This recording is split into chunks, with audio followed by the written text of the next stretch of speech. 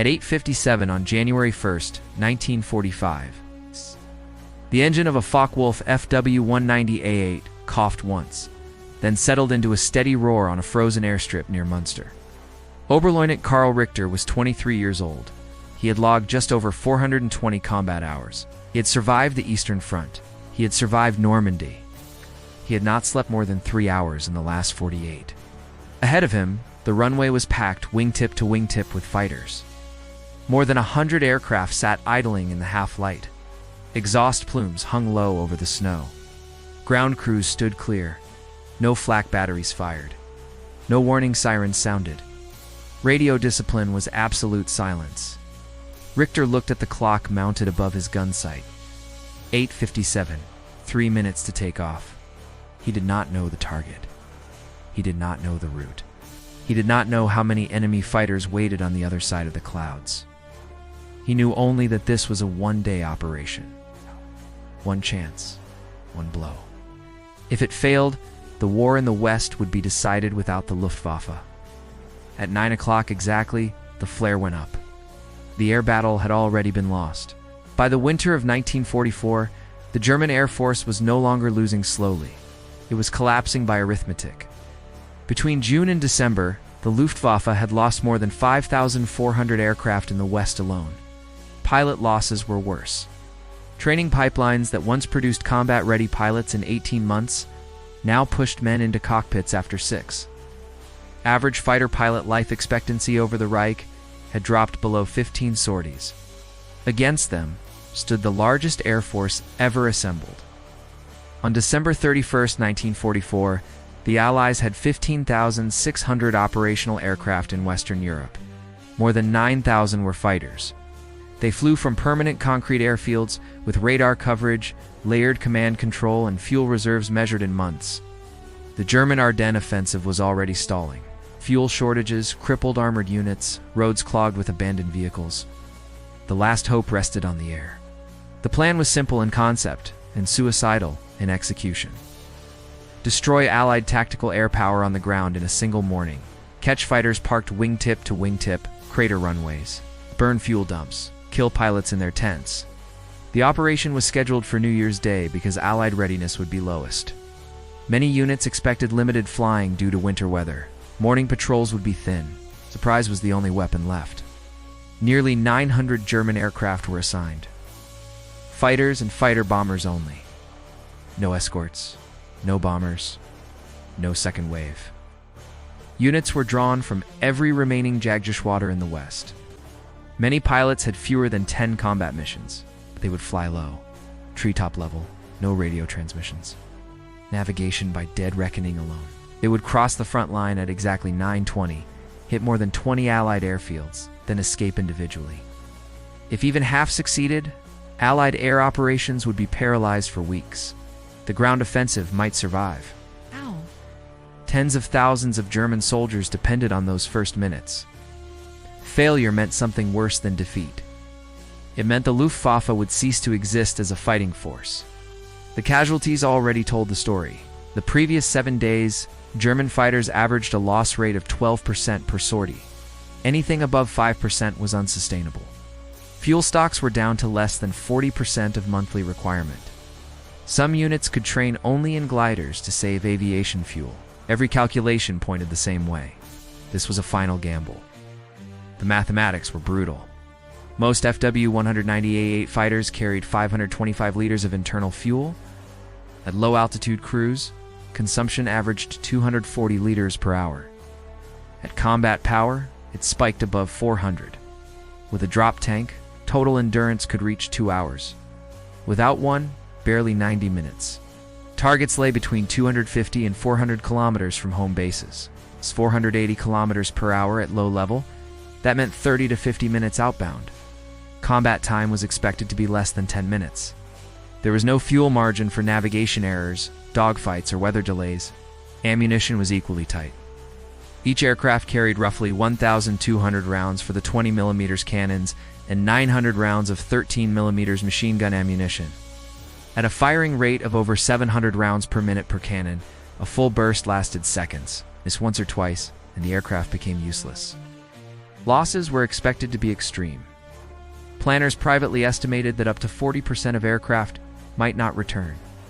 The remaining pilots would have no reserves to replace them. There was no alternative. Doing nothing meant certain defeat. This at least offered a chance. What made the gamble possible was a single assumption. The Allies would not expect it. That radar coverage would miss low-flying aircraft. Ground defenses would be confused by friendly fire. That pilots like Richter could fly blind across hundreds of kilometers and hit precise targets on time. It rested on a fragile edge of technology and doctrine, the German fighters themselves. The Focke-Wulf FW-190A8 was not elegant. It was compact, brutally engineered, and optimized for low-altitude combat. Its BMW 801D2 radial engine produced 1,700 horsepower. Maximum speed was 656 kilometers per hour at altitude. At sea level, it was slower, but faster than most Allied fighters in a dive. Wingspan measured 10.5 meters. Empty weight just under 3,200 kilograms. Fully loaded, nearly 4,900. Armament was heavy, metered. Two 13mm machine guns above the engine, 4 20mm cannons in the wings. Single 1-second burst could shred a parked aircraft. Armor protection surrounded the cockpit and engine. Fuel tanks were self-sealing. The aircraft could absorb punishment and keep flying, at least briefly. What mattered most was visibility and acceleration at low altitude. The wide-track landing gear allowed rough field operations. The cockpit canopy offered excellent forward view for strafing runs. Allied intelligence knew the aircraft well. What they underestimated was how it would be used. This was not air combat. This was a synchronized ground assault from the air. Pilots like Richter had trained for months flying hedge height routes, timing runs with stopwatches, counting railway crossings, memorizing river bends. Many had never fired their guns in anger. The Germans also relied on something else. It's Allied confidence. By late 1944, Allied pilots assumed the Luftwaffe no longer posed a serious threat. Airfields near the front operated with relaxed dispersal. Aircraft were lined up for efficiency. Some units had flat guns manned by inexperienced crews. It was a narrow opening, a few minutes wide. Surprise held, the damage would be catastrophic. But if it failed, the loss would be final. At 9 o'clock, Richter released his brakes. The aircraft surged forward. Snow sprayed behind the wheels. One by one, fighters lifted into the gray sky and vanished westward at treetop height. There would be no second chance. Before we continue, take a moment to support the channel. If you value historically accurate cinematic war documentaries like this, tap like and subscribe. It helps keep these stories alive and tells the algorithm this history matters. Now back to Richter and the flight west. At 9:03, Richter leveled off at 20 meters above the frozen fields. Airspeed stabilized at 470 kilometers per hour. Engine set to 2,300 RPM. Manifold pressure steady. He slid into loose formation, spacing widening as aircraft followed slightly different landmarks to avoid collision. No radio calls, only engine noise and the ticking clock. At 9:07, the first navigation point slid beneath his left wing, railway junction outside Kassefeld. Right on time, he adjusted, heading 5 degrees southwest. Fuel gauge already showed the first movement. Internal fuel down to roughly 470 liters. The weather held low cloud at 400 meters. Visibility near the ground was clear but flat, the landscape drained of depth by snow. The risk was not enemy fighters, it was collision. Nearly 90 aircraft from different units crossed the same airspace, all flying at treetop height, all silent. At 9:14, the front line passed beneath them. Burned-out vehicles marked the Ardennes roads to the south. Richter did not look long. He was counting seconds. At 9:18, flak opened up. German flak. Line of black bursts rose ahead, then stopped as recognition signals flickered. Several aircraft broke formation abruptly. One clipped a tree and vanished in a spray of snow and debris. Richter did not turn his head. He held course. At 9:20 exactly, he crossed the last checkpoint, heading 260 degrees. Speed increased to 500 kilometers per hour. Throttle forward. Fuel consumption spiked. Allied airfield lay 12 kilometers ahead. At 9:21, the first parked aircraft came into view. Rows of P-47 Thunderbolts sat aligned beside pierced steel planking. Fuel trucks parked nearby. No dispersal revetments. No smoke. Richter armed his guns. At 9:22, he pulled up slightly to clear the perimeter fence, then pushed the nose down. Altitude dropped to 10 meters. He lined up on the nearest row. Range closed fast. At 300 meters, he squeezed the trigger. The aircraft shuddered. 4 20mm cannons fired at once. Tracers stitched across aluminum wings and fuselages. The first Thunderbolt exploded as the fuel tank ruptured. Second burned without detonating. Richter held the trigger for 2 seconds, then released. Rounds expended. Approximately 200 cannon shells gone. At 9:22 and 30 seconds, flak erupted from the far side of the field. Light 20mm guns. Tracers rose past his canopy. One round struck the right wing root, no immediate damage indication. He banked left hard. G-forces pressed him into the seat. Speed bled down to 420 kilometers per hour. Another FW-190 crossed his path, firing into hangars.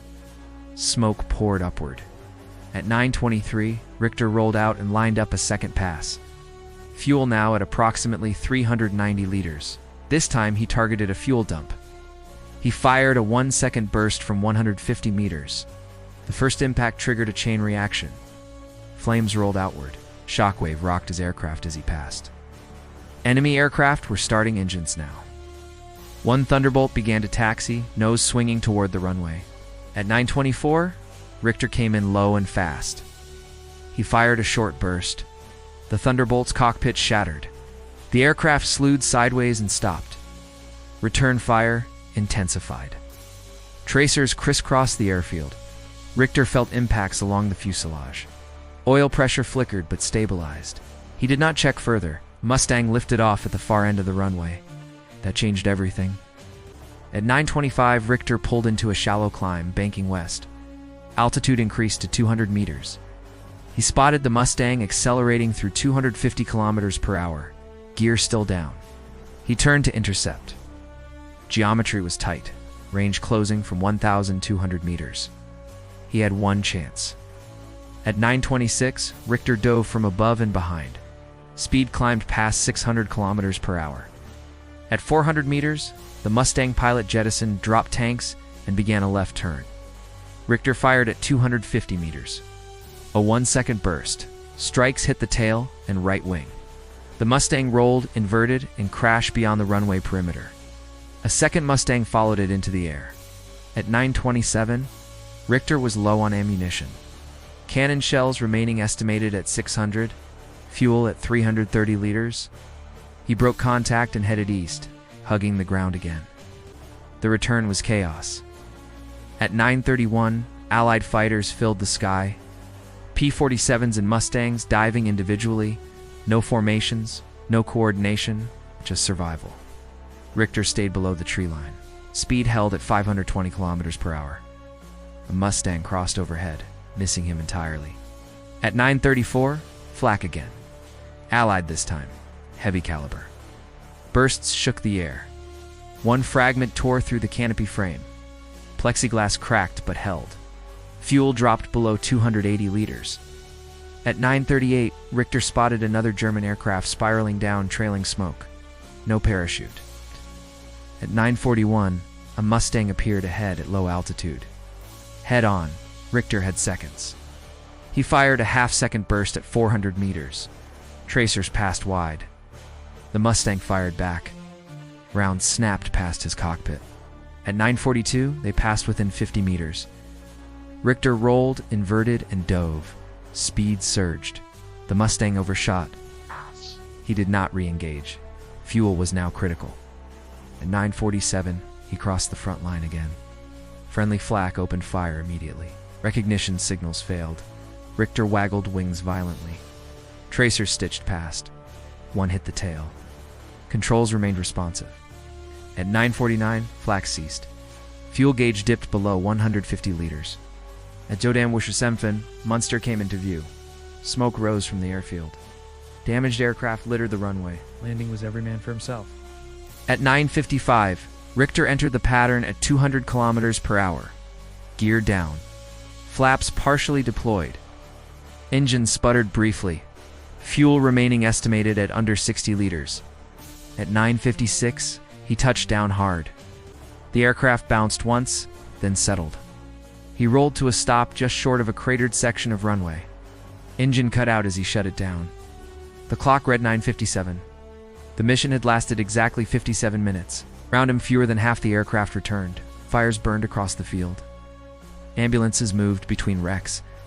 The air battle that was meant to save the Luftwaffe had costed everything, and it was not over yet.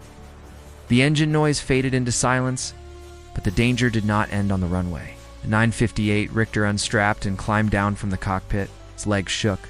Fuel vapors hung in the air. A ground crewman shouted that Allied fighters had been reported minutes away. There was no shelter, no fuel to scramble again. Aircraft that could not move were pushed into tree lines or abandoned where they stood. At 10:03, the first Allied fighters arrived overhead. P-47s at altitude, circling, cautious. They did not strafe. They did not need to. The damage had already been done. By noon, the scale of the disaster became clear. Out of approximately 900 German aircraft committed that morning, more than 280 were destroyed. Another 70 were damaged beyond immediate repair. Pilot losses were catastrophic. At least 143 pilots were killed. Over 70 were captured after crash landings. Many were experienced flight leaders. Entire squadrons ceased to exist in a single day. Richter's unit lost 14 out of 28 aircraft. Of the remaining pilots, only 5 were fully combat ready by the next week. Intelligence officers began assembling reports that afternoon. Kill claims were checked against reconnaissance photographs and Allied records. The airfield Richter attacked had lost 11 aircraft destroyed on the ground and 3 damaged. 2 Allied pilots were killed. 1 Mustang lost during takeoff matched Richter's claim time and location. Across all targets, Allied losses totaled roughly 305 aircraft destroyed or damaged. The number sounded impressive, was meaningless. Allied repair units restored most airfields within 48 hours. Replacement aircraft flowed in faster than losses could be recorded. By January 3rd, Allied sortie rates were back near normal. German sortie rates collapsed permanently. Operational records tell the real story. On December 31st, the Luftwaffe in the West could field roughly 1,200 fighters on paper. On January 2nd, fewer than 300 were combat ready. Fuel shortages and pilot losses meant that even those rarely flew. The Ardennes offensive failed days later. German ground units deprived of air cover were pounded from the air during the retreat. Losses mounted into the tens of thousands. Strategically, the New Year's Day attack changed nothing for the Allies. It changed everything for Germany. From that point forward, the Luftwaffe existed only in fragments, local defense flights, isolated interceptions, no massed operations, no coordinated campaigns. Air superiority in the West became absolute. For pilots like Richter, the war narrowed abruptly. He flew only 3 more combat sorties, all defensive, all short. By February, there was no fuel for training or operations. Aircraft were hidden in forests, waiting for orders that never came. He survived the war, many did not. After 1945, Richter returned to civilian life quietly. There were no parades. No medals presented in public. Former Luftwaffe pilots were not celebrated. They were absorbed into a defeated nation trying to rebuild. He worked as a mechanic, did not fly again. The aircraft he flew did not survive either. Most remaining FW-190s were scrapped within months. Others were tested briefly by Allied engineers, then dismantled. Jet aircraft replaced them almost immediately. Speed and altitude leaped forward. The era of piston-engine air combat ended, yet the lesson of that morning endured. Operation-level surprise cannot compensate for strategic imbalance. No single strike can overcome shortages in fuel, pilots, training, and industry. Air power depends on systems, not moments. Radar coverage, logistics, repair capacity, pilot rotation. Once those are lost, bravery becomes irrelevant. But Modern air doctrine still reflects this truth. Suppression of enemy air power now targets runways, command nodes, fuel infrastructure, and repair facilities, not just aircraft. Redundancy and resilience matter more than numbers destroyed in one strike. The numbers from January 1st, 1945 remain stark. 57 minutes of flight, less than 10 minutes of combat, over 280 aircraft lost, a fighting force erased. For the Allies, it was a costly morning. For Germany, it was the end of the Luftwaffe as an effective weapon. History often remembers battles fought in the sky. This one was decided before the first aircraft lifted off. If you made it to the end, thank you for staying with this story. These moments deserve to be remembered with accuracy and respect. If you want more cinematic, historically grounded war documentaries like this, support the channel by liking and subscribing. Share where you are watching from, and help keep the memory of those who flew and those who never returned alive.